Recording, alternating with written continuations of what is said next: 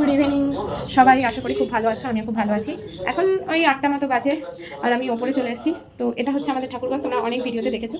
কাল হনুমান জয়ন্তী, তাও আমি যেহেতু এবছরে এ বাড়িতে ঘট পাতবো, আমার ও বাপের বাড়িতে ঘট পাতা আছে, তো এ বাড়িতে যেহেতু ঘট পাতবো তাই এই জায়গাটা একটু সুন্দর করে সাজাতে আসলাম। এখন জামা কাপড় ছেড়ে আমি ঠাকুর ঘরেতে এসেছি। এখন একটু সুন্দর করে দেখি ঠাকুরকে কোথায় বসানো যায়, যেহেতু এখানে তো প্রচুর ঠাকুর আছে সেটা করাই।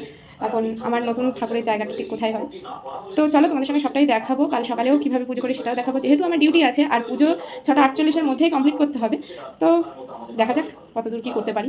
আর মন থেকেই পুজোটা করব, তাই ভুল ত্রুটি হলে অবশ্যই মার্জনা করো। তোমরা এর আগে আমার ঠাকুর ঘরে দেখেছো, এখানে লাইটটা একটু কম, যার কারণে আলোটা একটু কমই দেখাচ্ছে, কিন্তু দিনের বেলায় প্রচুরই আলো থাকে, কারণ আমার দেড়তলার ওপরে ঠাকুর ঘর। আর এখন চলো আমি একটু ঠাকুরের সিংহাসনটা একটু ঘুরিয়ে ফিরিয়ে বসাই। তো ওই দেখো আমি এখানে কিন্তু ঠাকুর ঘরের পুরো সেট আপটা করে নিয়েছি, মানে আমার কার্তিক ঠাকুরের পাশে বজরংবলী এবং তার পাশে বাকি সব ঠাকুরকে রেখেছি, এবং বাসন কোসন সব রাত্রেই মেজে রেখেছি, কারণ সকালে তাড়াহুড়ো করে না আমি অতটা কিছু পারবো না, তাই সবটাই গুছিয়ে রেখেছি। আর কেমন লাগলো অবশ্যই জানিও, বাকিটা তোমাদের নেক্সট পার্টে দেখাচ্ছি।